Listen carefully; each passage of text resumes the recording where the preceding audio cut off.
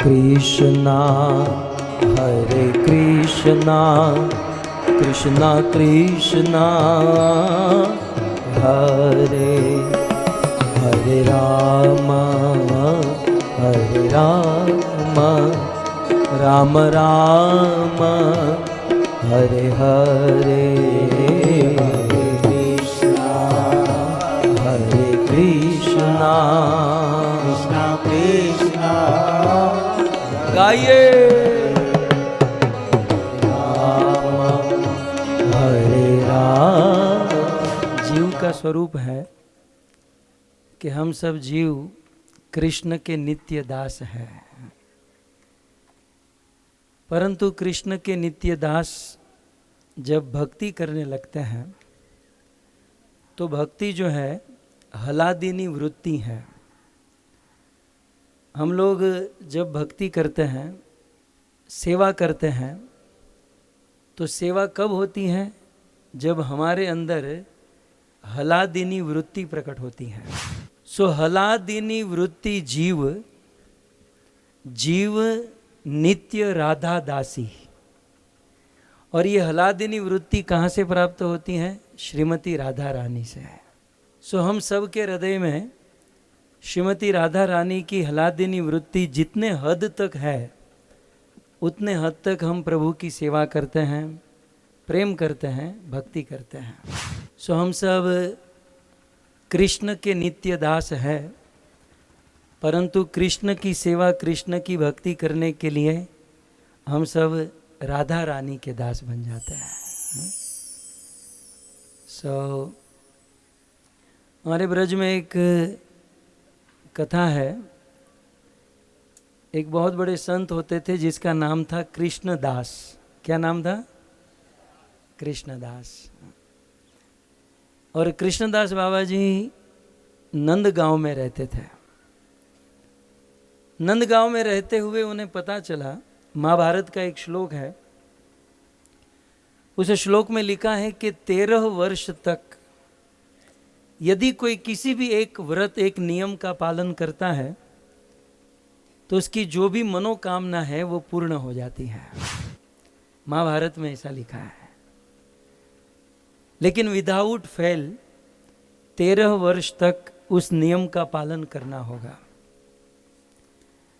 अब इस कृष्णदास बाबा जी को पता चला और उनके मन में इच्छा थी कि मैं प्रभु की सेवा करूंगा, प्रभु को माला पहनाऊंगा।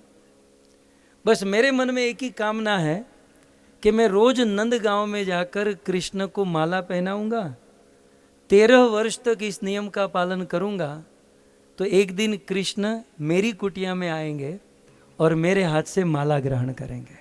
बस इस एक उद्देश्य को लेकर कि कृष्ण मेरी कुटिया में आए और मेरे हाथ से बनाई हुई माला ग्रहण करे, इस उद्देश्य को लेकर कृष्णदास बाबा जी ने यह व्रत प्रारंभ किया। 13 वर्ष का व्रत।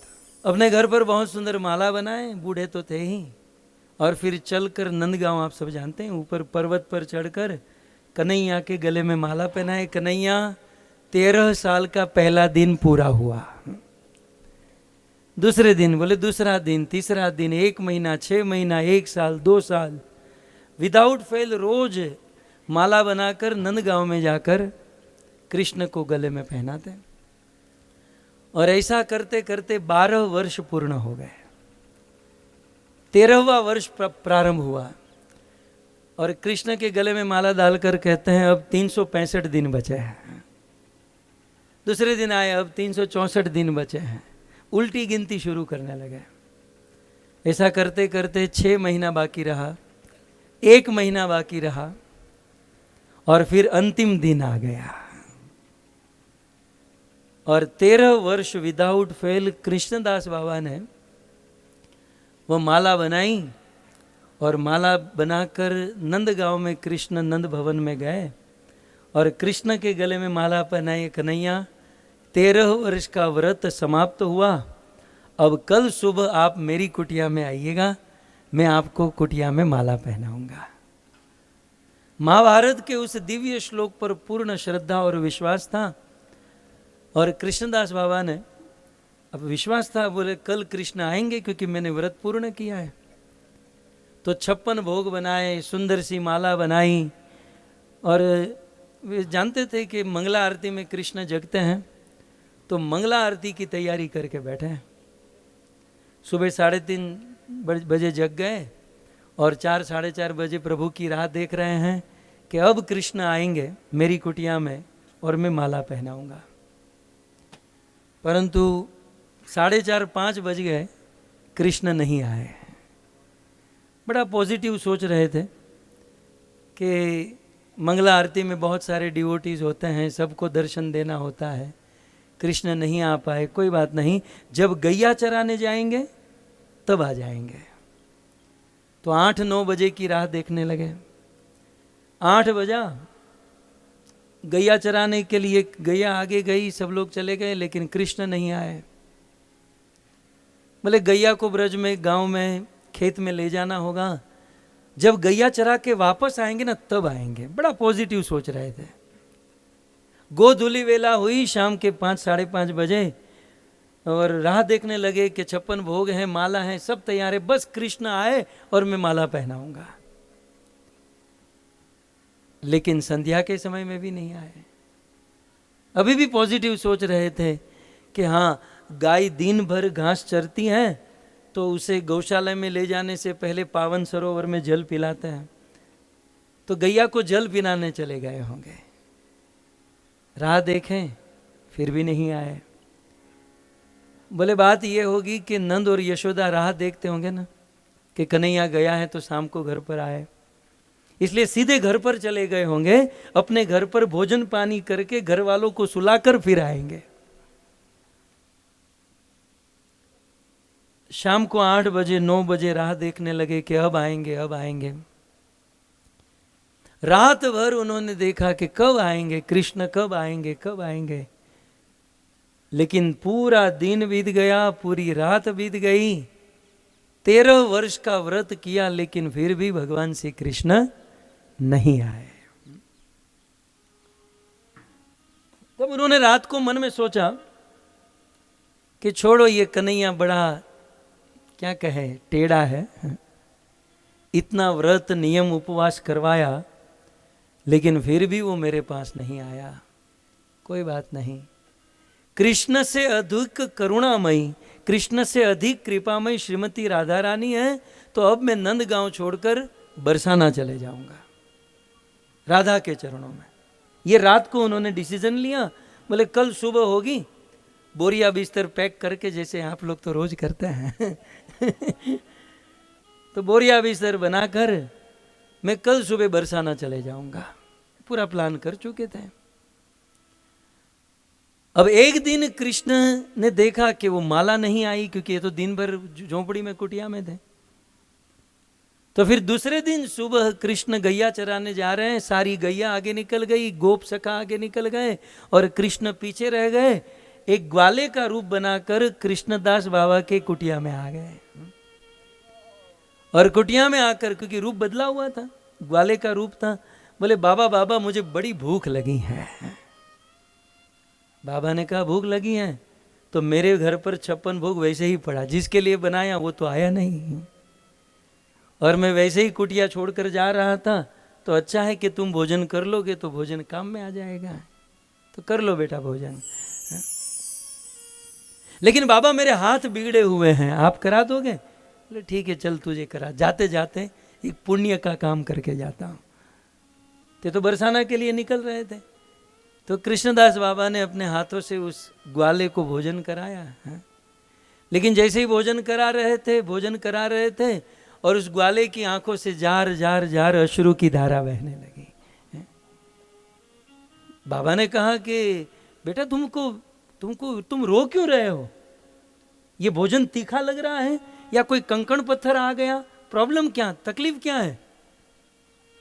तब रोते हुए उस ग्वाले ने कहा कि बाबा 13 वर्ष तक आपने मुझे माला पहनाई, लेकिन कल आपने माला नहीं पहनाई। अब जो वो माला पड़ी है ना, मुझे अपने गले में पहना दो। मैं आपका कन्हैया हूं,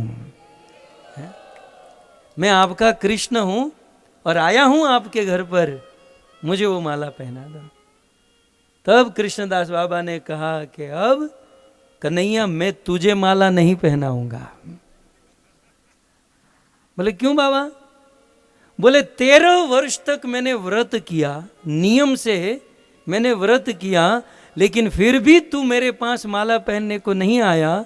और रात को मैंने केवल सोचा कि मैं बरसाना चला जाऊंगा, तू दौड़कर मेरे पास आ गया। तेरे लिए 13 वर्ष की मेहनत, लेकिन फिर भी तू नहीं आया। और राधा के बारे में, उस कृपामयी देवी के बारे में केवल एक बार सोचा कि कल सुबह मैं राधा के चरणों में चला जाऊंगा, तू दौड़कर मेरे पास आ गया। अब तो ये माला बरसाने में राधा रानी के गले में ही जाएगी।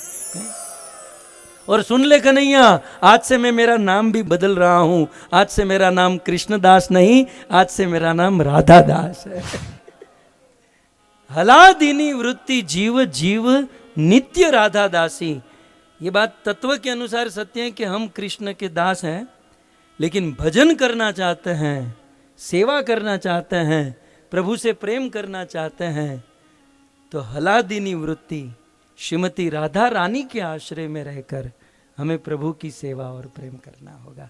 और इसीलिए हमारे ब्रज के संत कहते हैं, राधे मेरी स्वामिनी,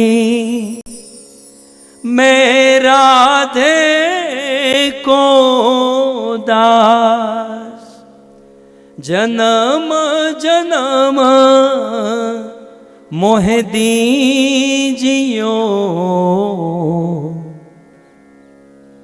कहाँ का वास? श्री वृंदावन वास, श्री वृंदावन।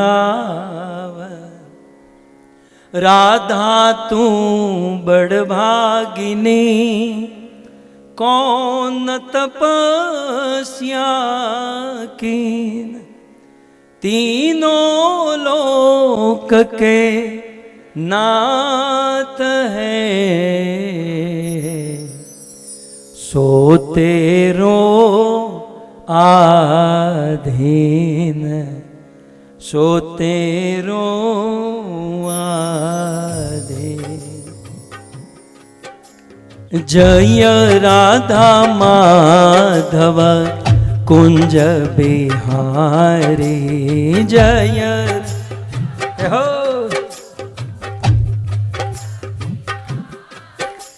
जय राधा माधव कुंज बिहारी,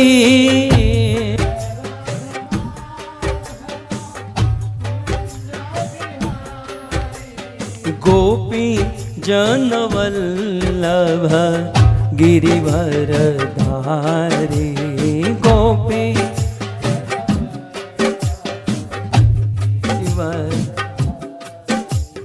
जय राधा माधव कुंज बिहारी।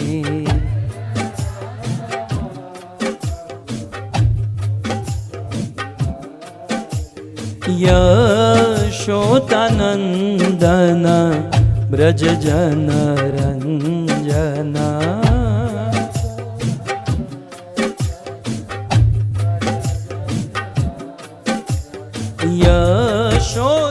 यशोदानंदन ब्रज जन रंजना। गाइए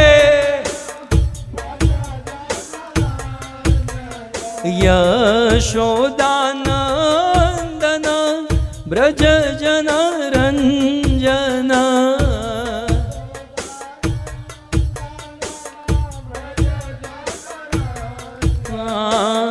यमुना तीर वनचारी,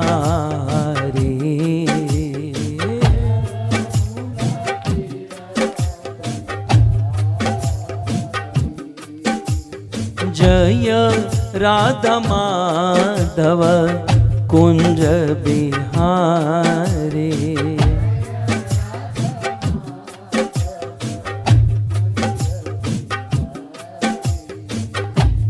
Krishna Govind Govind Gopal Nand Lal, Radhe Govind Govind, Gopal Nand Lal Krishna the Govind, Gopal Nand Lal, Radhe Govind Govind, Gopal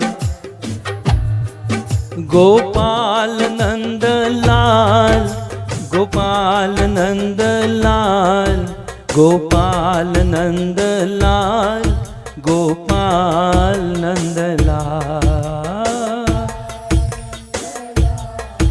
Gopal Nand Lal,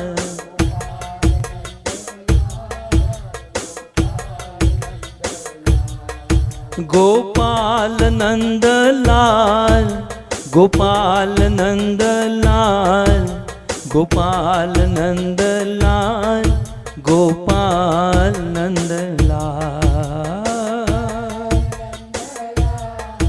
Gopal Nand Lal,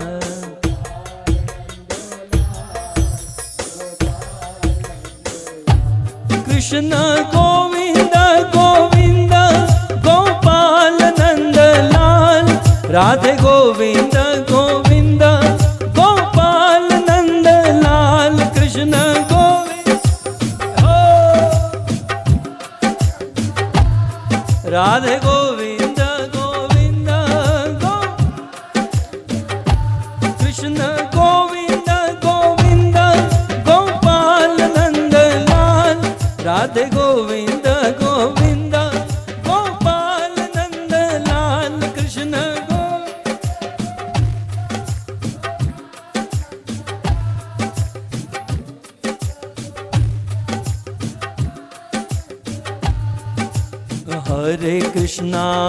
Hare Krishna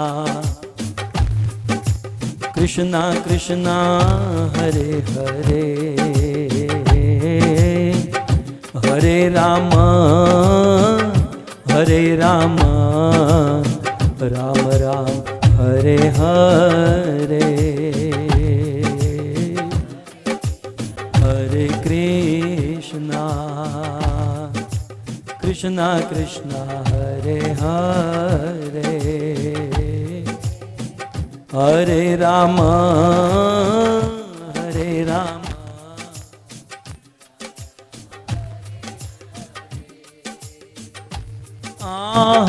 Krishna Krishna Krishna Hare Hare, Hare Ram Ram Ram Hare Hare. Everybody chant holy name. Krishna Krishna Hare Hare.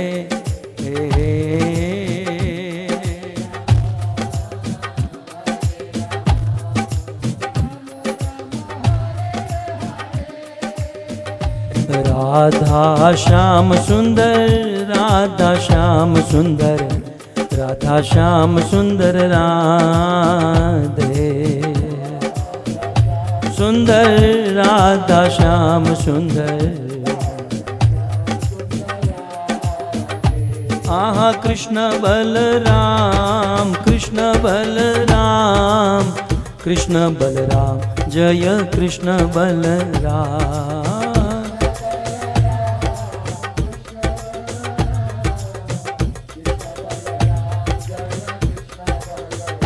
हाँ गौर निताय जय गौर निताय, गौर निताय जय गौर निताय,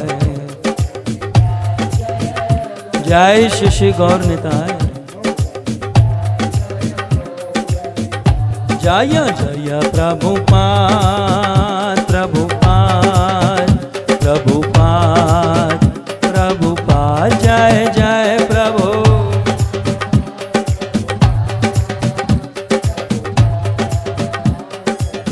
निताय गौर हरि बोल, हरि बोल, हरि बोल, हरि बोल. निताय गौर हरे,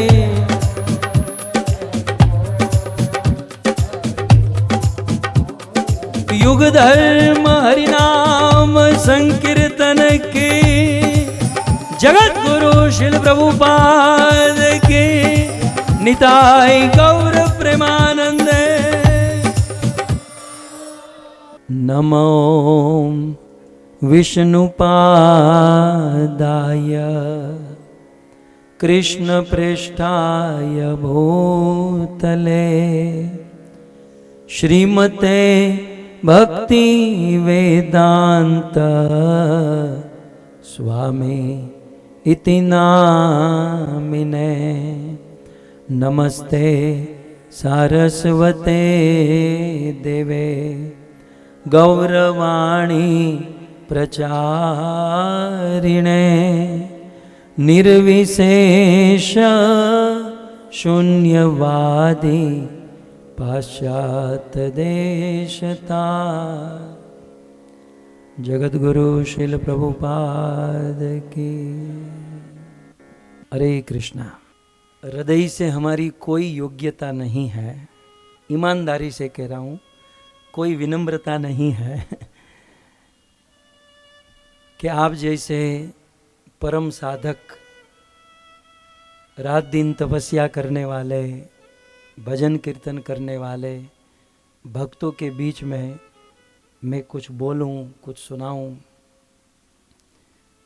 ये हमारी घृष्टता ही है।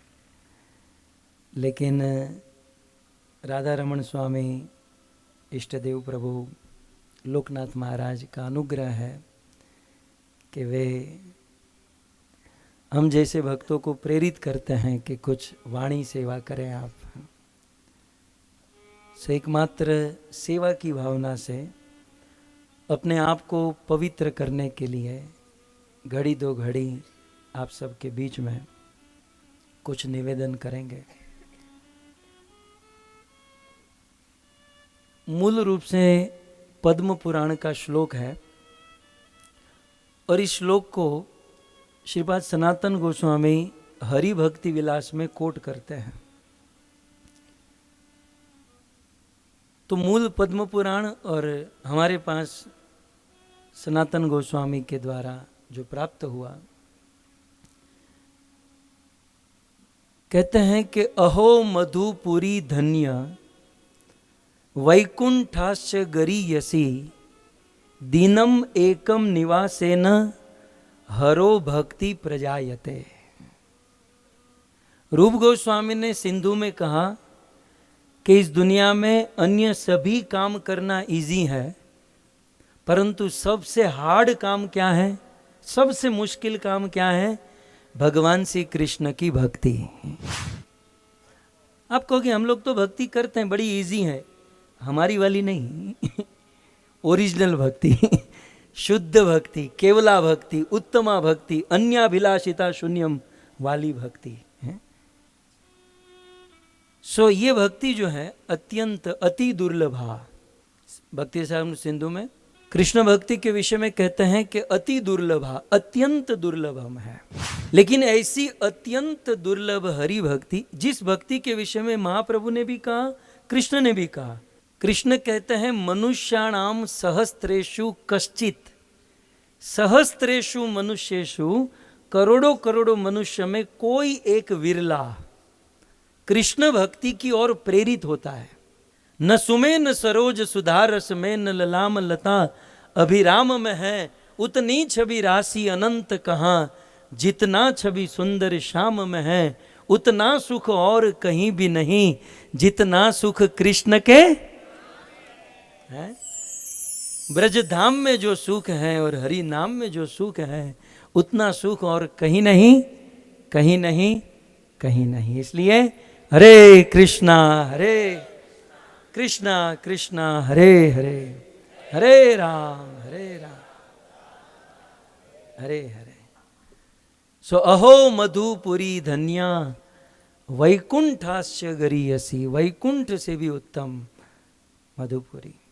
उपदेशामृत में भी यही कहते हैं, वैकुंठात जनितो वरा मधुपुरी है, वैकुंठ से भी उत्तम मधुपुरी। अच्छा, पद्म पुराण और सनातन गोस्वामी को पूछा गया कि ये मधुपुरी, ये ब्रजमंडल धन्य क्यों है?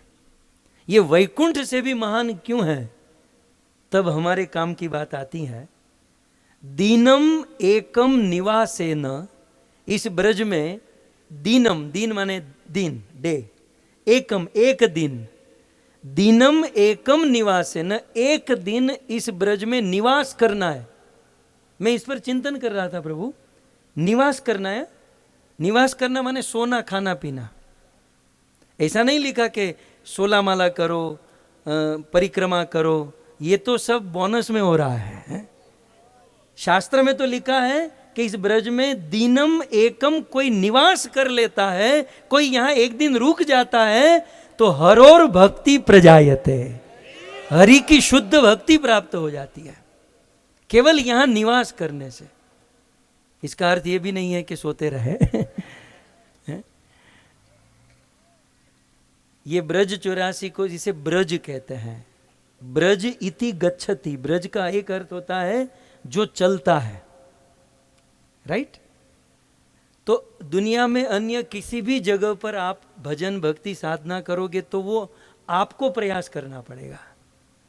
ब्रज में जब हम आ जाएंगे तो हमें भगवान के पास जाने की जरूरत नहीं, ब्रज ही चलता है। हमें केवल बैठे रहना है, खड़े रहना है, ब्रज अपने आप पहुंचा देगा। इसका सटीक एग्जाम्पल है, आप कभी एयरपोर्ट, आजकल तो भारत के रेलवे स्टेशन में भी पहले माले पर, सेकंड फ्लोर पर जाना है तो एक्सलेटर पर आप वो खड़े रह जाते हैं तो वो अपने आप ऊपर पहुंचा देते हैं, राइट। एक बार उस पर खड़े रह गए तो अपने आप पहुंच जाएंगे। तो ब्रज ऐसा है कि एक बार यहां आ गए और ज्यादा नहीं, दीनम एकम निवास है ना, एक दिन निवास कर दोगे तो प्रभु के पास पहुंचा देगा। हरि भक्ति प्रजायते, केवल निवास करना है। तो कुछ लोग कहेंगे हम तो केवल खाएंगे पिएंगे निवास करेंगे, अच्छी बात है, केवल निवास करना ठीक है। लेकिन आप लोगों ने कभी देखा होगा एयरपोर्ट में या रेलवे स्टेशन पर एस्केलेटर पर कुछ लोग खड़े रहते हैं तो 2-5 मिनट में पहुंचते हैं, और कुछ हमारे उत्तम प्रभु जैसे होते हैं वो उस पर भी चलते हैं तो 10 गुना स्पीड हो जाती है, राइट। तो यहाँ ब्रज में केवल निवास करने से भी हरि की प्राप्ति होगी, लेकिन यहाँ आकर भजन करने से इसी जन्म में हरि की प्राप्ति हो जाएगी, इसी जन्म में हरि मिलेंगे। तो अहो मधुपुरी धन्या वैकुंठाश्च गरीयसी, दिनम एकम निवासेन हरोर भक्ति प्रजायते, हरि की भक्ति प्राप्त होती है एक दिन निवास करने से। और आप लोग 30-30 दिन तक निवास कर रहे हैं, और केवल निवास ही नहीं कर रहे हैं, परिक्रमा कर रहे हैं, दर्शन कर रहे हैं, साधु संगति कर रहे हैं, महाप्रसाद पा रहे हैं, कीर्तन कर रहे हैं, न जाने क्या क्या हो रहा है, कथा सुनते हैं। तो आप सबके भाग्य को देखकर देवताओं को भी ईर्ष्या होती होगी कि हम लोग यहाँ स्वर्ग में फंसे पड़े हैं, हमसे अच्छे तो ये मनुष्य है जो इतना सुंदर सौभाग्य ले पा रहे हैं।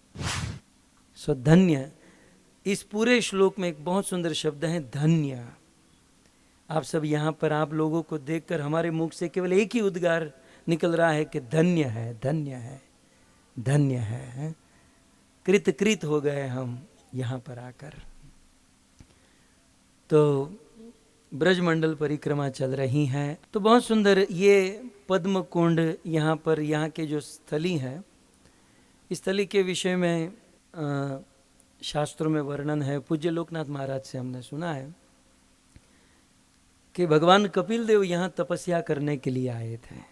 इन स्थली में भगवान कपिल देव की ये तपस्या स्थली है। भगवान कपिल देव जिनका जिक्र भागवत जी में हुआ है, माता देवहूति को उपदेश देते हुए कहा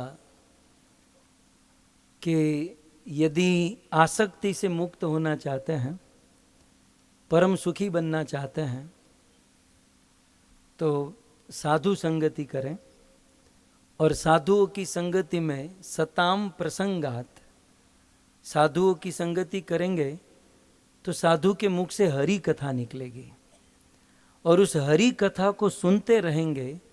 सताम प्रसंगान मम वीर्य संविदो भवंति रितकर्ण रसायणा कथा। भगवान कपिल देव कहते हैं माता देवहूति को कि मेरी जो कथा है वो रसायन के समान है? हमारे सारे रोगों को मिटा देती हैं, ये जो भवरोग लगा है इन सब को मिटा देती हैं। और यदि कंटिन्यू सुनते रहें तो कर्ण को आनंद देती हैं, हृदय को आनंद देती हैं और धीरे धीरे श्रद्धा, रति, भक्ति को प्रकट कर देती हैं। माता देवहूति और कर्दम ऋषि के पुत्र के रूप में जिनका जन्म हुआ, ऐसे भगवान कपिल देव की तपस्थली। भगवान कपिल देव के विषय में केवल एक पॉइंट कहकर आगे चलूं। भगवान के जितने भी अवतार हुए सभी अवतारों को बुलाया गया। राम अवतार में देवताओं ने राम जी को बुलाया, जय जय सुर नायक जन सुखदायक प्रणत पाल भगवंता, प्रभु आइए और रावण जैसे असुरों का वध कीजिए। कृष्ण अवतार में हम भागवत जी में सुनते हैं कि पृथ्वी गाय का रूप लेकर ब्रह्मा के पास गई और फिर सारे देवताओं ने पुकारा। तो राम हो, कृष्ण हो, वराह हो, इन सारे अवतारों को बुलाया गया, पुकारा गया, आइए आइए हमारी रक्षा कीजिए। लेकिन भगवान का एक अवतार ऐसा हुआ जिसको बुलाया नहीं गया, अपने से स्वतः एवं उनको, भगवान को ही इच्छा हो गई कि इतनी सुंदर गृहस्थी है कर्दम और देवहूति की, मुझे इनका पुत्र बनकर जाना है। भक्तों, हमारी घर गृहस्थी में भी पति पत्नी दोनों भजन करे, दोनों एक दूसरे को आदर दे और दोनों मिलकर भक्ति करते हैं ना, तो भगवान को भी हमारे घर पर बेटा बनने का मन हो जाता है। बुलाया नहीं गया, भगवान गृहस्थी को देखकर, इतनी प्रेममय भक्तिमय गृहस्थी को देखकर भगवान उनका पुत्र बनकर प्रकट हो गए। सो ऐसे भगवान कपिल देव की तपस्थली है और यहाँ बहुत सारी लीला है। लेकिन मैं शांतनु कुंड के विषय में कहूँ, इक्ष्वाकु वंश में एक राजा हुए जिसका नाम था महाभीष। क्या नाम था? महाभीष। सो इक्ष्वाकु वंश के महाभीष नाम के राजा इतने समर्थ थे कि कभी कभी देवलोक में भी जाते थे। एक बार ब्रह्मा जी ने मीटिंग बुलवाई और सारे देवी देवता उस मीटिंग में ब्रह्मलोक में पहुंचे। और जैसे हमारे वहाँ कल्चर प्रोग्राम होता है ना, जब जन्माष्टमी होती है, कोई डांस ड्रामा ये सब होता है, तो ब्रह्मा जी की सभा में भी इस प्रकार का नृत्य कीर्तन प्रोग्राम हो रहा था।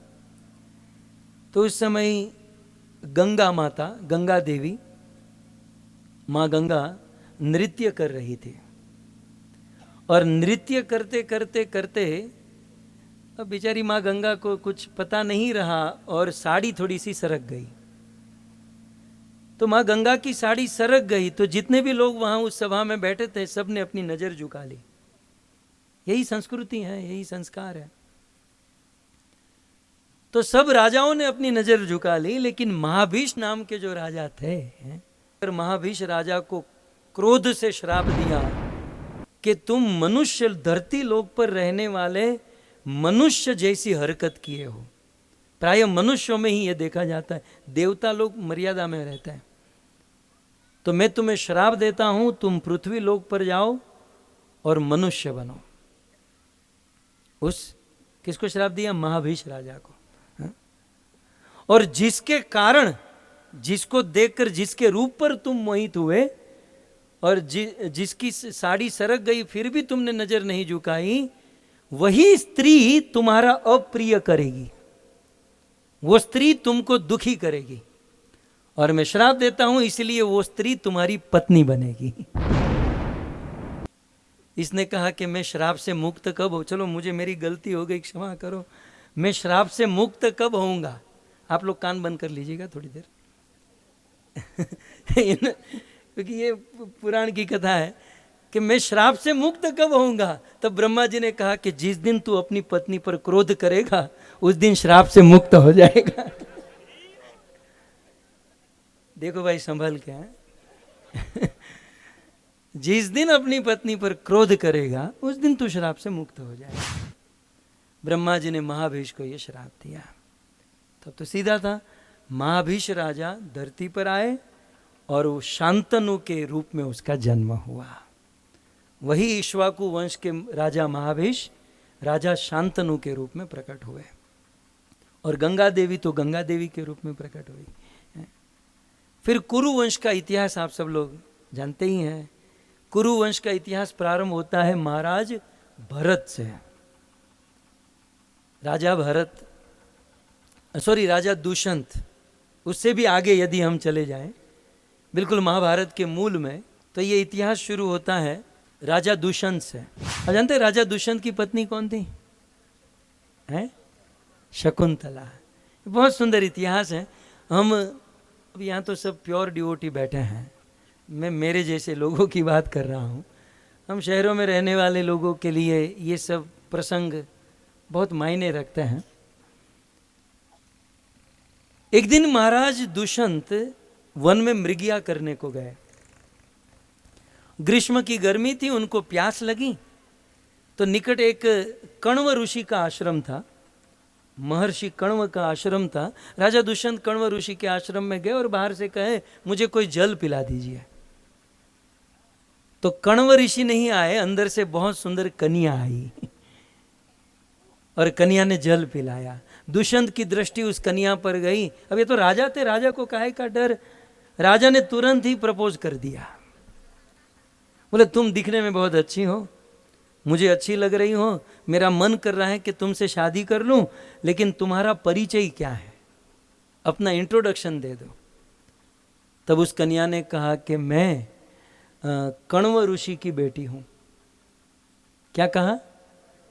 कण्व ऋषि की बेटी। अब देखिए, राजा दुष्यंत कहते हैं तुम कण्व ऋषि की बेटी हो ही नहीं सकती। बोले मैं तो बचपन से यहां रहती हूं, मेरे बाबा कण्व ऋषि हैं, आप कैसे ऐसा कह सकते हो? बोले तुम हो ही नहीं सकती। पहले के राजाओं का क्या कॉन्फिडेंस होता था। बोले कैसे? बोले मैं क्षत्रिय का बेटा हूं और मुझे मेरे मन पर विश्वास है, मुझे मेरी इंद्रियों पर विश्वास है कि मेरा मन किसी पराई स्त्री पर नहीं जा सकता। आज मेरे मन में तुमसे विवाह करने की इच्छा हो रही है, मतलब मैं क्षत्रिय हूं तो मेरा मन क्षत्रियाणी के ऊपर ही जा सकता है, और तुम कहते हो कि कण्व की बेटी मतलब ब्राह्मण की बेटी तुम हो ही नहीं सकती। यदि ब्राह्मण की बेटी होती तो मेरा मन तुम पर कभी न जाता। ये रामायण के राम भी याद आते हैं। जब राम जी पुष्प वाटिका में गए वो फूल तोड़ने के लिए, और वहां सीता जी आई हैं, तो राम और सीता जी का मिलन एक दूसरे को देखा और फिर सखिया सीता को लेकर चली गई। तब रामायण में भी वर्णन है कि राम जी लक्ष्मण को कहते हैं लखन रघुवंशी न कर सहज स्वभाव, मन कुपथ पग धरय न काहू। रघुवंशियों का ये सहज स्वभाव है कि रघुवंशियों का मन कभी कुपथ पर नहीं जाता है। गलती से भी किसी पराई स्त्री पर रघुवंशियों का मन नहीं जा सकता। ये मुझे मेरे कुल पर कॉन्फिडेंस है। मेरा मन सीता के ऊपर जा रहा है, इसका मतलब ये है कि कल ये सीता तुम्हारी भाभी बनने वाली है। कल धनुष अपने हाथों से ही उठने वाला है। ये अपने मन पर कॉन्फिडेंस हुआ करता था। लेकिन आज मन बड़ा चंचल है। ब्राह्मण की बेटी हो ही नहीं सकती क्योंकि मैं क्षत्रिय हूं। अपने पिता को पूछ लेना तुम कौन हो। ये तो चले गए और कुछ समय के बाद कण्व ऋषि आए और कहा कि उस बेटी ने कहा कि बाबा क्या मैं आपकी बेटी नहीं हूं? कण्व ऋषि ने कहा ऐसा क्यों बोल रही हो? बोले नहीं, आप सच सच बताओ, आप मैं किसकी बेटी हूं? तब कण्व ऋषि ने कहा कि बेटा तुम क्षत्रिय राजा विश्वामित्र की बेटी हो। गाधी क्षत्रिय राजा थे और गाधी के पुत्र हुए विश्वामित्र, वो क्षत्रिय थे। और विश्वामित्र तपस्या कर रहे थे, मेनका आई और उससे शकुंतला का जन्म हुआ। तो लोक लज्जा के कारण शकुंतला को कण्व ऋषि को सौंप दिया था। तो यद्यपि वो क्षत्रिय की बेटी थी, ब्राह्मण के वहां रहती थी, लेकिन दुष्यंत तो बिल्कुल परखने वाले निकले ना कि बाले तुम क्षत्रिय की बेटी। फिर पता चला और दुष्यंत और शकुंतला का विवाह हुआ और दुष्यंत और शकुंतला का पुत्र हुआ भरत। बड़ा प्रतापी राजा भरत। भरत के विषय में वर्णन है कि वो सिंह के दांत गिनता था। आपको गिनना है? हमारे दांत नहीं बचेंगे। दो लोग थे और घोर वन से जा रहे थे और वहां पर लिखा था यहाँ पर सिंह है, शेर है, सावधान है? तो एक मित्र ने दूसरे मित्र से कहा कि यदि सिंह आ गया तो क्या करोगा? बोले मैं भागूंगा, दौड़ूंगा। बोले तू सिंह से ज्यादा दौड़ पाएगा? बोले सिंह से ज्यादा किसको दौड़ना है? तेरे से ज्यादा दौड़ना है। इनका नाम शांतनु क्यों है? इसे शांतनु क्यों कहते हैं? भरत वंश को शांत होने से बचा लिया, इसलिए इनको शांतनु कहते हैं। या फिर जो इसको देखते हैं उसका तन शांत हो जाता है। शांत माने मर नहीं जाता है, कुछ लोग शांत माने मर जाना समझते हैं। शांत माने इंद्रियों के वेग शांत हो जाते हैं। ये जो इंद्रियों की तृष्णा है, प्यास है, वो सब शांत हो जाती हैं, समाप्त हो जाती हैं। शांतनु सेन के पुत्र हुए शांतनु, और बहुत सुंदर, बहुत अच्छे राजा हुए। अब राजा शांतनु का विवाह गंगा से हुआ। अब उस राजा शांतनु के विषय में कथा है कि वे ब्रज में आए, हस्तिनापुर से ब्रज में आए, और इस ब्रज में आकर महाराज शांतनु ने एक दिव्य पुत्र प्राप्त करने के लिए तपस्या की। और यहाँ शांतनु कुंड कल हम जाएंगे, तो इस स्थान पर राजा शांतनु ने दिव्य पुत्र प्राप्त करने के लिए तपस्या की। इच्छा मृत्यु का वरदान प्राप्त हो ऐसा पुत्र प्राप्त करने के लिए तपस्या की, और फिर वह तपस्या फलीभूत हुई और आगे चलकर शांतनु के पुत्र के रूप में प्रकट हुए पितामह भीष्म। पितामह भीष्म की सो ये वो स्थान है जहां पर भीष्म जैसे बेटे को प्राप्त करने के लिए शांतनु राजा ने तप किया था। कई लोगों का ऐसा कंप्लेंट होता है या चिंता होती है कि हम तो भक्ति करते हैं, हमारे बच्चे भक्ति नहीं करते। तो कल शांतनु कुंड में स्नान कर लेना और थोड़ा सा प्रार्थना कर लीजिएगा। तो राजा शांतनु की प्रार्थना फलीभूत हुई थी। वैसे राजा शांतनु का विवाह गंगा से हुआ, और जैसे ही गंगा से पुत्र का जन्म होता वो गंगा में बहा देती थी, नदी में बहा देती थी। उसकी भी कथा है पुराणों में कि पूर्व जन्म में ये वसु थे। ये कितने 8 या 9 वसु थे, कितने 8 वसु थे, आप लोग सब जानते ही हैं। 8 वसु थे, अष्ट वसु, और इनकी शादी हुई थी। मैं अपनी थोड़ी अपने लय में सुना रहा हूँ। इनकी शादी हुई और 8 भाई हनीमून में गए घूमने के लिए पत्नियों के साथ। तो विचरण करते करते करते वशिष्ठ जी के आश्रम में पहुँचे, और वहाँ पर बहुत सुंदर गाय थी। इनकी पत्नियों ने कहा ये गाय बहुत अच्छी है, हम घर पर लेकर जाते हैं। पतियों ने मना किया, रहने दो ना। नहीं, पत्नियों ने कहा कि ये गाय चुरा कर लाओ। तो ये 8 वसु वशिष्ठ की वो गाय को चुरा कर लाए। तो वहाँ पर श्राप मिल गया कि पृथ्वी पर रहने वाले लोगों की तरह चोरी कर रहे हो, श्राप देता हूँ कि पृथ्वी पर तुम्हारा जन्म। गंगा माता को दया आई, बोले कोई चिंता मत करो, मैं तुम्हें अपने गर्भ से जन्म दूंगी और जन्म देते ही मुक्त कर दूंगी।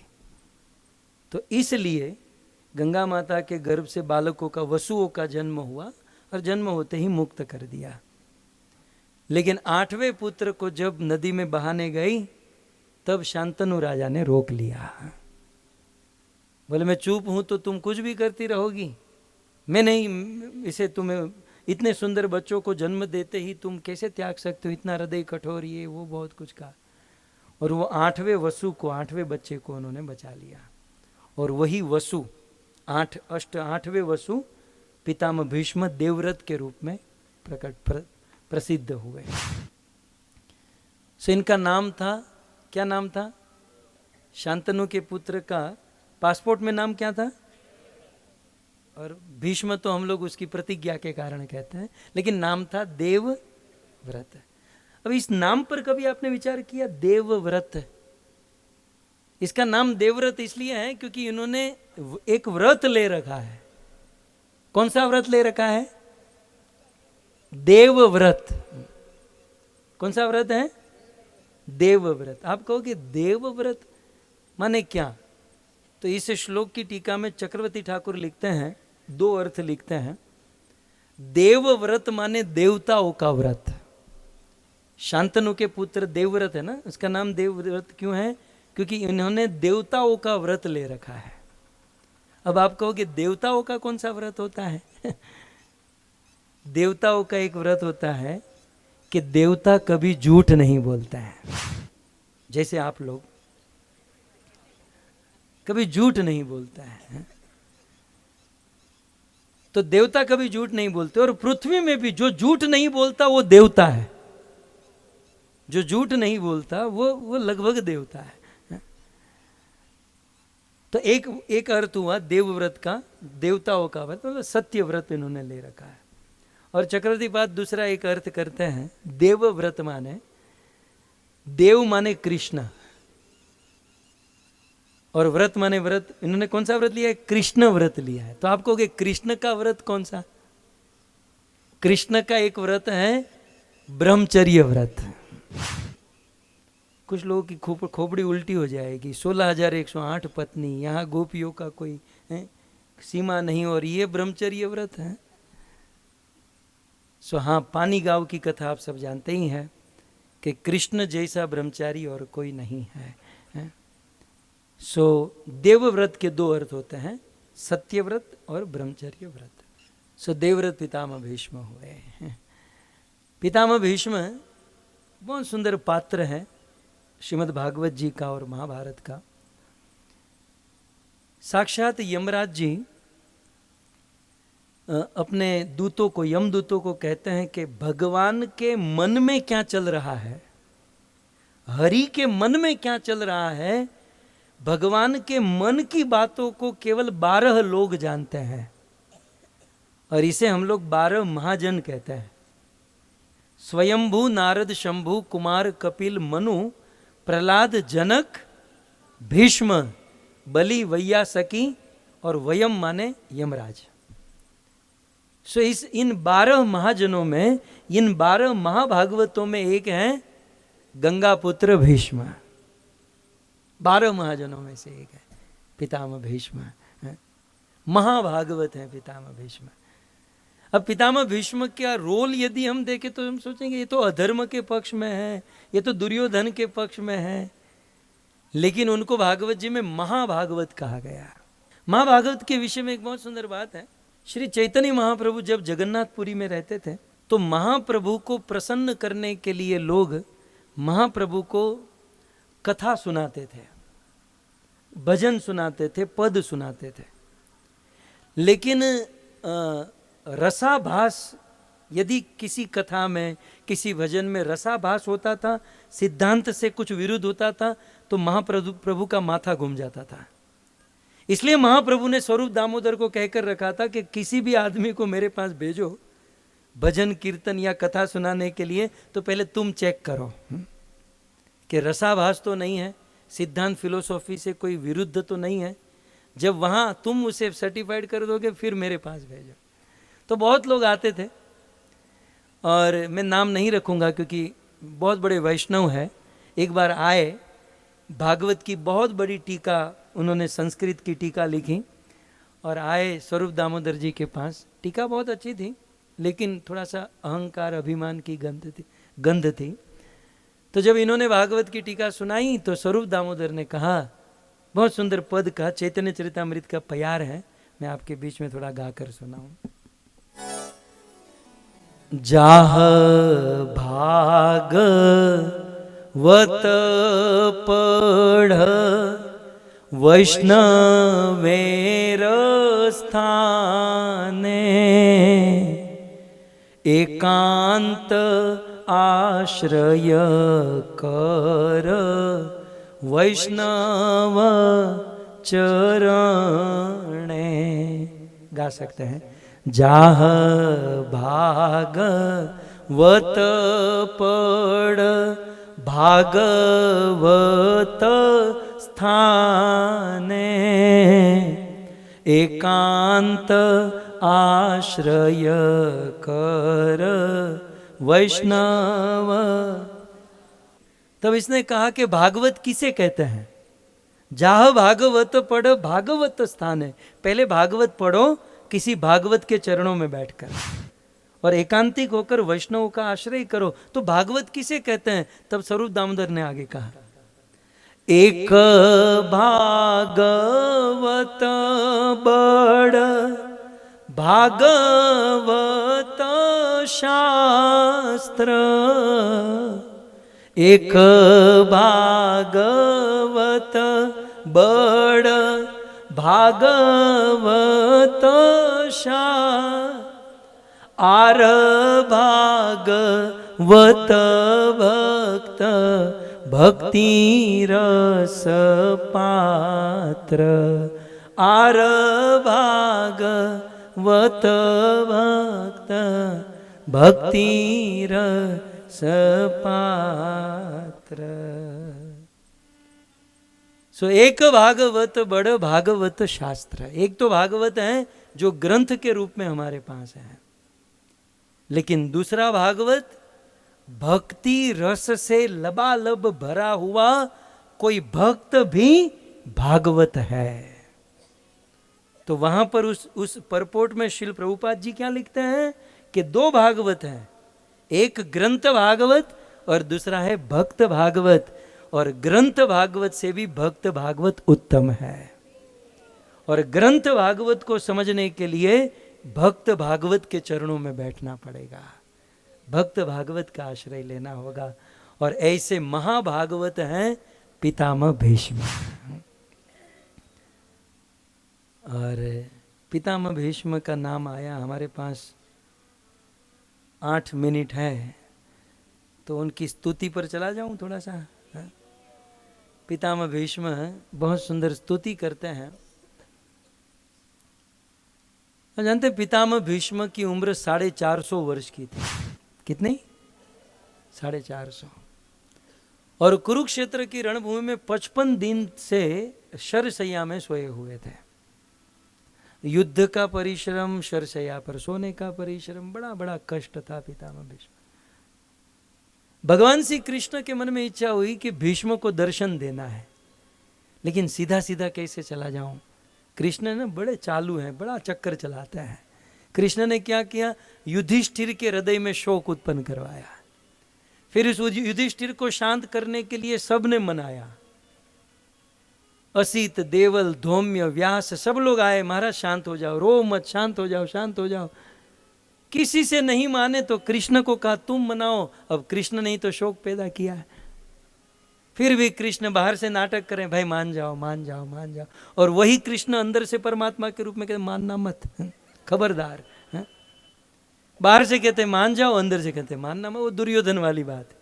संधि दूत बनकर गए कि दुर्योधन 5 गांव दे दो, पूरी दुनिया तुम रखो।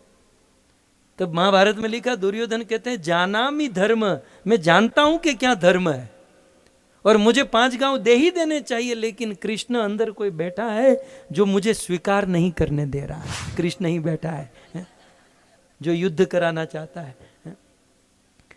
सो भगवान श्री कृष्ण, इसलिए कृष्णेन अद्भुत कर्मणा। सुध गोस्वामी भागवत के इस प्रसंग में कृष्ण के विषय में कहते हैं बड़े अद्भुत कर्म है कृष्ण के। और फिर कृष्ण ने कहा कि महाराज तुम हमसे तो मानोगे नहीं, एक काम करो, पितामह भीष्म ही तुम्हें ज्ञान दे सकते हैं, वही तुम्हारा शोक दूर कर सकता है। और कुरुवंश का सूर्य अस्त होने वाला है, तुम तुरंत उसके पास जाओ और अपने सारी शंका का समाधान करो और ये शोक और चिंता से मुक्त हो जाओ। कृष्ण का ये प्रस्ताव युधिष्ठिर को अच्छा लगा। सूत जी कहते हैं इति भीत प्रजाद्रोहात सर्वधर्म विवत्सया ततो विनशनम प्रागात यत्र देव व्रतो पतत। युधिष्ठिर महाराज वहां पर चले गए जहां पर देवव्रत पितामह भीष्म शरशैया पर थे, और वे गए तो अन्य 4 भाई भी गए और भगवान श्री कृष्ण भी गए। कृष्ण ने कहा अर्जुन रुको रुको, मैं भी आ रहा हूं। अर्जुन ने कहा मैं गाड़ी तैयार करता हूं, आप आ जाओ। बोले तू रुक, गाड़ी मैं चलाऊंगा, तू पीछे बैठ। अर्जुन ने कहा युद्ध तो खत्म हो गया कृष्ण, अब आपको रथ चलाने की जरूरत नहीं है। बोले नहीं, रथ मैं चलाऊंगा। अर्जुन भी समझ नहीं पाया कि कृष्ण क्यों ड्राइविंग करना चाहते हैं जब युद्ध तो समाप्त हो गया। लेकिन मैं आपको कहूं, कृष्ण इसलिए रथ चलाना चाहते थे और अर्जुन को पीछे, क्योंकि पितामह भीष्म पार्थ सारथी रूप के उपासक थे। जीवन भर इन्होंने पारसारथी रूप की उपासना की थी, और जिनकी रही भावना जैसी प्रभु मूरत देखी थी न तैसी। जो जिस भाव में प्रभु का भजन करता है, भगवान उस रूप में उनके सामने प्रकट होता है। सो भगवान श्री कृष्ण आए। कृष्ण को पितामह भीष्म ने, मैं बहुत कुछ स्किप कर रहा हूँ, बहुत सारी बातें हैं, सीधा स्तुति पर जाऊं। कृष्ण को देखकर कहा, एक कृष्ण यहाँ यहाँ यहाँ। ये तो भीष्म ही कह सकते हैं। कृष्ण सबको, भीड़ को चीर कर आगे चले गए। बोले मेरा, आपने मुझे बुलाया? बोले हाँ। बोले क्यों? सदैव देवो भगवान प्रतीक्षताम। हे देवताओं की भी देव, हे कृष्ण, हे प्रभु, मेरी प्रतीक्षा करो, मतलब वेट करो मेरी। कृष्ण ने कहा कितना? आधा घंटा, 1 घंटा 45 मिनट। बोले कलेवरम यावद हीनोमी अहम, जब तक मैं मेरा ये शरीर न त्याग दूं तो तब तक तुम यहां खड़े रहो। कृष्ण ने कहा किस पोज में खड़ा रहूं? ये तो सारे पोज जानते हैं। बोले किस स्टाइल में खड़ा रहूं? बोले चुपचाप अपने स्वाभाविक रूप में खड़े रहो। पितामह भीष्म कहते हैं तमाल वर्णम, तमाल वृक्ष के समान श्याम वर्ण का आपका शरीर है, और ऊपर से आपने पीतांबर धारण किया है। वे तो मानो वैसे ही लग रहा है जैसे घने मेघ में कोई बिजली चमक रही है। त्रिभुवन कमनम तमाल वर्णम रवि कर गौरम, है ना, बादल को चीर कर जैसे सूर्य की किरण आती है, वैसे आपका ये पीतांबर चमक रहा है। और आपका सुंदर ये देह और आपका सुंदर मुख कमल, इतना सुंदर चेहरा, और आपके चेहरे पर इतने सुंदर घुंघराले बाल। और एक बात कहूं कृष्ण, बताओ। बोले आप तो सुंदर हो, इसमें कोई डाउट नहीं है, राइट, लेकिन आप जब अपने भक्त की रक्षा करते हो, अपने भक्त की रक्षा करने के लिए परिश्रम करते हो, तब तो आपकी सुंदरता और बढ़ जाती है। मंदिर में खड़े खड़े तो सुंदर लगते ही हो, लेकिन भक्त की रक्षा करते हुए तो और सुंदर लगते हो आप। पितामह भीष्म याद कराते हुए कहते हैं कि युधितुर गर्जो विधुम्र विश्वक, उस महाभारत के रण संग्राम में, कुरुक्षेत्र के रणांगन में हजारों की, लाखों की मात्रा में सेना खड़ी थी, और आप अर्जुन को साथ में उस रथ को लेकर आए, और 4-4 घोड़े लगे हुए थे, और वायु वेग से आप उस घोड़े को दौड़ा रहे थे, और घोड़े के खुर से जो रज उड़ रही थी, वो सारी रज कृष्ण आपके शरीर पर लग रही थी। आपका शरीर धूर धूसरित हो जाता था, और रथ को चलाने का परिश्रम, आपके शरीर से वो पसीने की दिव्य बूंद टपक रही थी। वो दिव्य बूंद कृष्ण हीरे की तरह चमक रही थी, हीरे की तरह।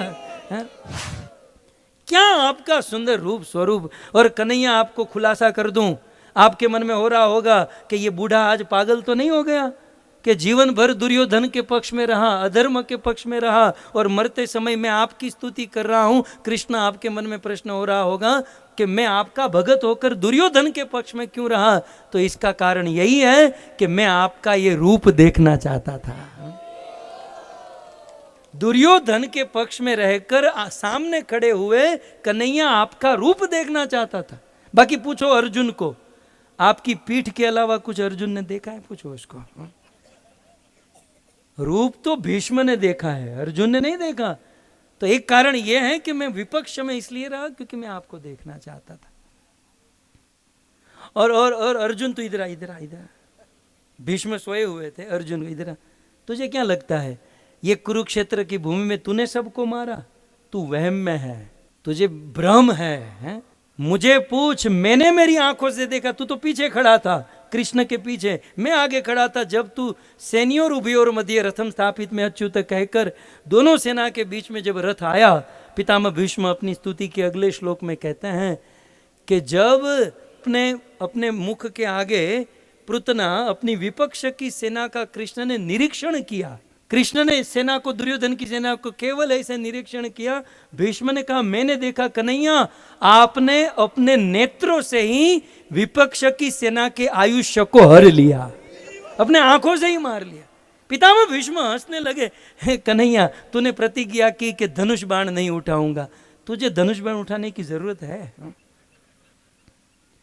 तेरी आंख ही काफी है मारने के लिए, तेरी दृष्टि काफी है लोगों को मारने के लिए, तुझे धनुष बाण की जरूरत ही कहाँ है? और मैंने अपनी आंखों से देखा कि केवल अपनी एक दृष्टि से महाभारत के युद्ध के प्रथम दिन में ही दुर्योधन की सारी सेना का विनाश किया। अर्जुन ने तो केवल यश लिया, यशः लभस्व, बाकी युद्ध तो कन्हैया, तो आपने पहले ही दिन में सारा रिजल्ट ला दिया था। और अब पितामह भीष्म कहते हैं कि कृष्ण, मैंने आज तक केवल सुना था कि हे कृष्ण करुणा सिंधु, ये इस्कॉन वाले बहुत रोज बोलते हैं, मैंने इन लोगों से सुना था हे कृष्ण करुणा सिंधु दीन बंधु जगत पते, लेकिन आज मैंने देख लिया, आज मैंने देख लिया कन्हैया आप कितने करुणामय हो। नहीं तो विचार तो करो, मैं दुर्योधन के पक्ष में रहा, मैंने दुर्योधन का अन्न खाया, मैं अधर्म के पक्ष से लड़ा, और कृष्ण मैंने आपके ऊपर बाण चलाए।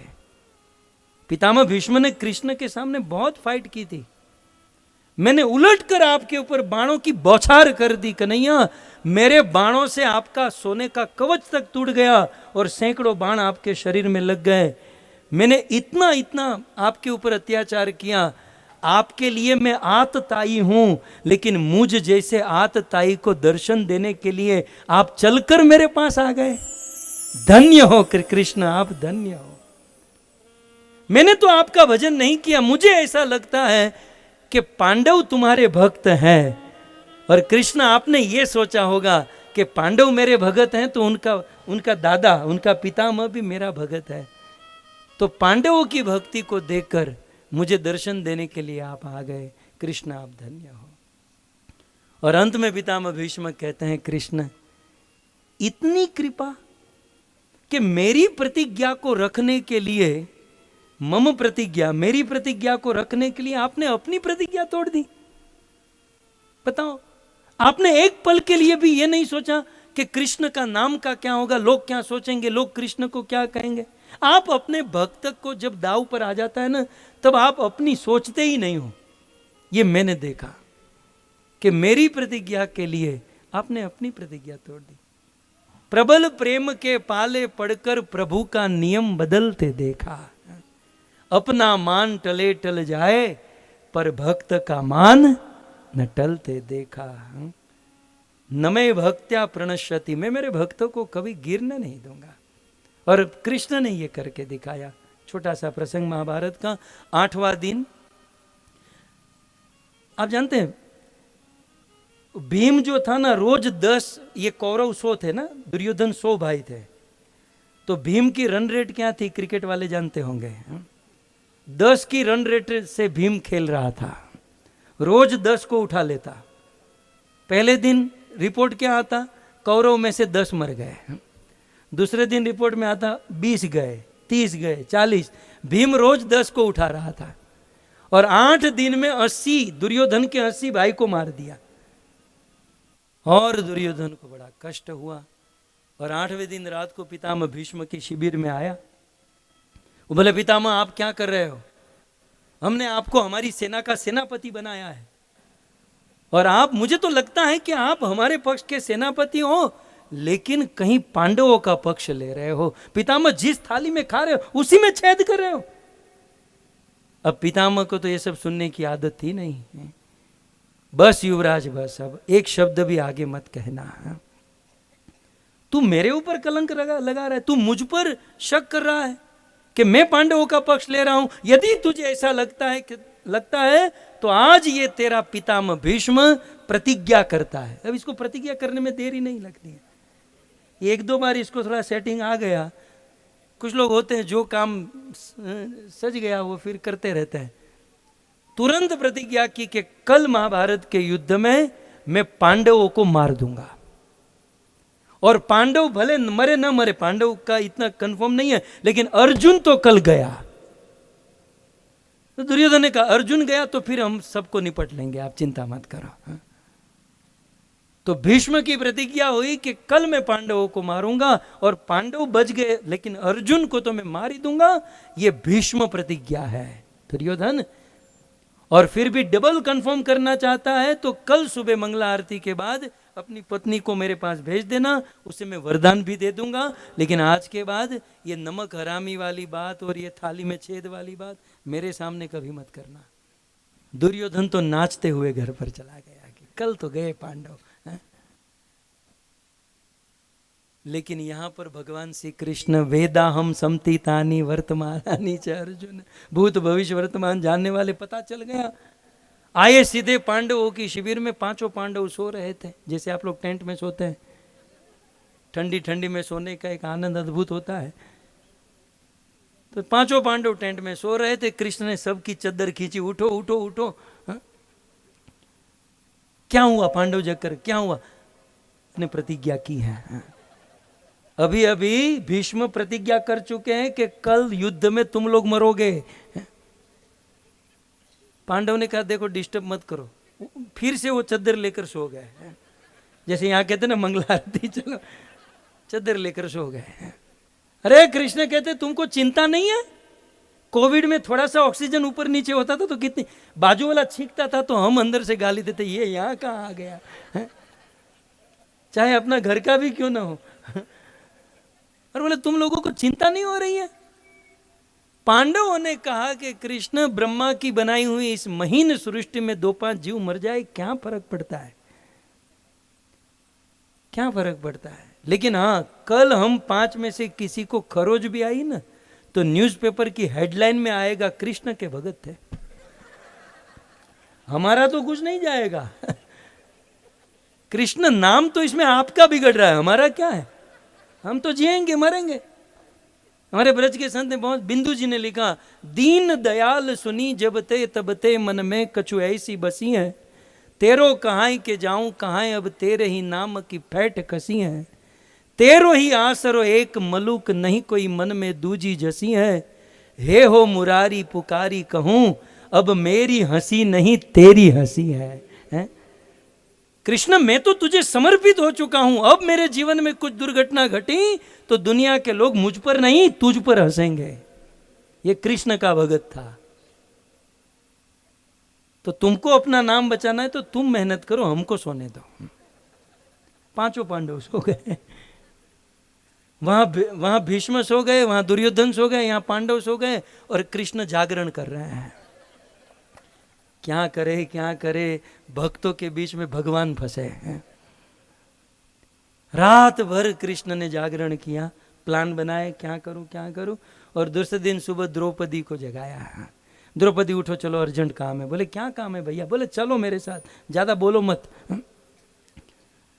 द्रौपदी बेचारी आंख ऐसे करते करते, कहाँ जा रहे हैं? तुम चलो मेरे साथ। पितामह भीष्म की शिविर के पास लेकर आए। पितामह भीष्म के पास आए और कहा कि देखो द्रौपदी, पितामह भीष्म अभी समाधि में बैठे हैं, ध्यान कर रहे हैं, तुम वहां जाओ और प्रणाम करके आ जाओ। अरे भैया दिन में 50 बार करती हूँ, अभी मेरी नींद बिगाड़ने की क्या जरूरत थी, अच्छी खासी सो रही थी मैं। बोले तुम समझोगी नहीं, तुम जाओ प्रणाम करके आ जाओ। द्रौपदी चलने लगी तो उनके घुंघरू, पायल और जूते का आवाज आने लगा। कृष्ण का रुको, ये पायल निकालो, जूते निकालो और अब जाओ। द्रौपदी धीरे से गई। पितामह आंखें बंद करके बैठे थे। द्रौपदी ने दंडवत प्रणाम किया। पितामह भीष्म सोचे कल रात को दुर्योधन को कहा था अपनी पत्नी को मंदाकिनी को भेजना, बोले वही होगी। आंखें बंद करे करे, देखो ज्यादा आंखें बंद करके डिसीजन मत लीजिएगा। ये बूढ़ा आंखें बंद करके सोचा कि वो रात वाला होगा। दुर्योधन की पत्नी, अखंड सौभाग्यवती भवः। फिर सोचा देखो तो सही कौन है, देखा तो द्रौपदी। खोपड़ी आउट हो गई भीष्म की। बोले कल रात की प्रतिज्ञा, अभी ये द्रौपदी यहां पर, कौन इसको लेकर आया? ये काम कृष्ण का ही हो सकता है, ये कृष्ण ही। तुरंत भीष्म बाहर निकले तो कृष्ण द्रौपदी के जूते बगल में दबाकर खड़े थे। पितामह केवल एक जिज्ञासा है, अथा तो ब्रह्म जिज्ञासा। क्या बता तेरी जिज्ञासा क्या? कल रात को आपने दुर्योधन को कहा पांडवों को मारूंगा, अभी फ्रेश फ्रेश ब्रह्म मुहूर्त में कहा अखंड सौभाग्यवती भव। तो अब कौन सी प्रतिज्ञा आप रखोगे और कौन सी तोड़ोगे, ये बता दीजिए। एक जिज्ञासा है मेरी। पितामह भीष्म कहते हैं केशव तूने मुझे फंसा दिया, और अब तो मेरी प्रतिज्ञा, अब तूने सोच ही लिया है मेरी प्रतिज्ञा तोड़ना, तो मेरी तो टूटेगी। लेकिन आज मैं ऐसा युद्ध करूंगा कि केशव तुझे अपनी प्रतिज्ञा तोड़नी पड़ेगी। सूरदास जी ने बड़े वीर रस में इस भीष्म के भाव को लिखा, आज हरिहीन अस्त्र न गहाऊं, यदि आज के दिन के युद्ध में हरि के हाथों से शस्त्र न उठवाऊं तो लाजो गंगा सुत शांतनु पूत न कहाऊं। मैं गंगा का पुत्र नहीं, मैं शांतनु का बेटा नहीं, यदि आज मैं हरि के हाथों से शस्त्र न उठवाऊं। कृष्ण आज अपने रथ को संभाल कर रखना, रथ के चित्रे चित्रे न उड़ा दूं तो मेरा नाम भी गंगा पुत्र भीष्म नहीं। आज हम मिलेंगे रणभूमि में, आज मैं देखूंगा कि प्रतिज्ञा कैसे टूटती है। पितामह भीष्म जब इस प्रकार से भीष्म जोर जोर से बोलने लगे, द्रौपदी अंदर से बाहर आई, क्या हुआ दादाजी, क्या हुआ? कुछ नहीं, जो होना था सो हो गया। कृष्ण ने कहा चलो बहना चलते हैं। जब द्रौपदी चलने लगी तब कृष्ण कहते हैं द्रौपदी, भीष्म बेटी को आशीर्वाद तो दे दो। बोले कितनी बार आशीर्वाद दिलवाएगा तो? बोले वो पहली बार दिया, वो तो अनजाने में दिया ना आपने, तो मैं जानता हूँ ना किसको देना चाहते थे, किसको दे दिया, वो तो आपने अनजान में दिया। अब महाराज थोड़ा आशीर्वाद तो दे, तो बेटी आई है तो आशीर्वाद देता। पितामह भीष्म कहते हैं आशीर्वाद देता हूं बेटी, वीर कुमारों वाली हो। आशीर्वाद देता हूं बेटी, वीर कुमारों वाली हो, बालन बाका कर सके जिसका रक्षक कृष्ण मुरारी हो। मैं क्या, मेरे जैसे 100 भीष्म भी आ जाएंगे ना, जब तक ये कन्हैया तुम्हारे साथ हैं तुम्हारा बाल भी कोई बाका नहीं कर सकता। ये कृष्ण इतना बड़ा आदमी है। लेकिन आज हम देखेंगे पितामह भीष्म का तो अब तो आज ठान ही लिया था, वो बख्तर पहना, सारे शस्त्र अस्त्र जो भी पड़े थे स्टॉक में वो सब उठा लिए। बोले आज अंतिम दिन है, आज मरो या मारो की बात है, तो सारे अस्त्र शस्त्र सब उठा कर बैठे। और यहाँ पर पांडव सब तैयार होकर आए, दोनों सेना आमने सामने आई, शंखनाद हुआ, मारो मारो की ध्वनि, और युद्ध प्रारंभ हुआ। युद्ध प्रारंभ हुआ तो देखो, जिस दिन पितामह भीष्म ने प्रतिज्ञा की, जिस दिन पितामह भीष्म ने प्रतिज्ञा की, ये 8 दिन तक भीष्म और अर्जुन का कभी सामना नहीं हुआ था। लेकिन जिस दिन प्रतिज्ञा करके बैठे उसी दिन अर्जुन का सामना हुआ। ऐसा होता है, आप ट्रेन की टिकट लेकर जब जब सफर करते हो तब कोई टीसी नहीं आता और कभी गलती से या जल्दी में टिकट न हो उसी दिन टीसी आ जाता है। तो यहाँ पर भी ऐसा ही हुआ कि जिस दिन प्रतिज्ञा हुई उस दिन अर्जुन और भीष्म आमने सामने, और पितामह भीष्म बड़े वेग से, बड़े तेजी से बाण चलाने लगे। ऐसा कहते हैं पितामह भीष्म की जवानी वापस आ गई है। बिल्कुल तर्क से ऐसे बाण चला रहे हैं कि मानो अगरबत्ती ऐसे गोल घुमाओ तो चक्र हो जाता है ना, भीष्म के हाथों का चक्र बन गया।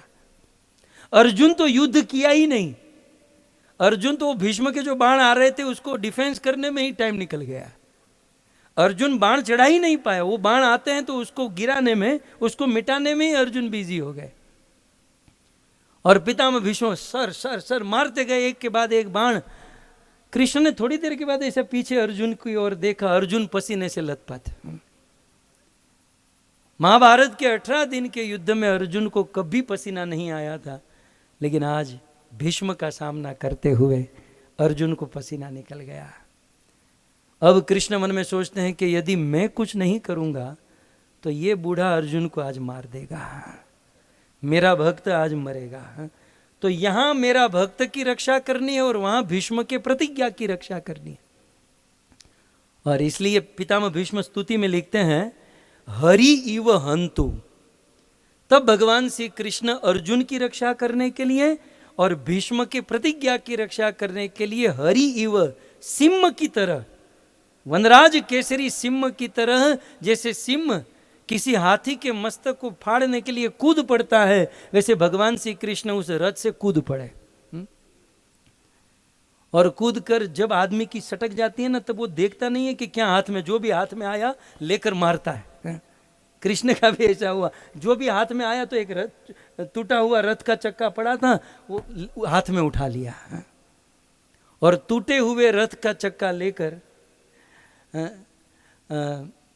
भगवान श्री कृष्ण दौड़ने लगे कि आज मैं भीष्म को नहीं छोड़ूंगा। अर्जुन भी नीचे उतरे, कृष्ण के चरणों को पकड़, प्रभुपाद जी ने ये बहुत सुंदर फोटो बनाया है, कृष्ण के चरण पकड़ लिए, प्रभु आप मेरे लिए अपनी प्रतिज्ञा मत तोड़िए, मेरे लिए अपनी प्रतिज्ञा मत तोड़िए। कृष्ण ने कहा तू साइड में रहे, अभी पसीने से लथपथ हो गया था, तुझे बचाने के लिए मैं कर रहा हूं। बोले मैं कर लूंगा, क्या खाक कर लेगा। भगवान श्री कृष्ण आज इतने आक्रोश में है कि अर्जुन ने कसकर चरण पकड़ के रखा, लेकिन कृष्ण अर्जुन को घसीटते घसीटते 2-5 किलोमीटर दूर लेकर चले गए, कृष्ण को रोक नहीं पाए। और कृष्ण पितामह भीष्म के पास गए, भीष्म ने कहा कौन आ रहा है, कृष्ण आ रहा है। पितामह भीष्म ने अब थोड़ा सा डायरेक्शन बदला, अर्जुन को छोड़कर कृष्ण को मारने लगे। पितामह भीष्म के बाणों से कृष्ण का कवच टूट गया, पितामह भीष्म के असंख्य बाण कृष्ण के शरीर में लगे, खून की धारा बहने लगी, लेकिन फिर भी कृष्ण पीछे नहीं हटे। हरि इव हंतु, पितामह भीष्म के, ये सिंह का स्वभाव होता है। सिंह जो होता है ना, वो बिना कारण के किसी के ऊपर वार नहीं करता, लेकिन उस सिंह को छंछेड़ा जाए तो फिर उसे छोड़ता नहीं। तो आज भगवान श्री कृष्ण बिल्कुल निकट पहुंच गए, और जब पितामह भीष्म ने कृष्ण को अपने हाथों में चक्र लेकर बिल्कुल निकट देखा तो अपने हाथों से धनुष और बाण छोड़ दिए।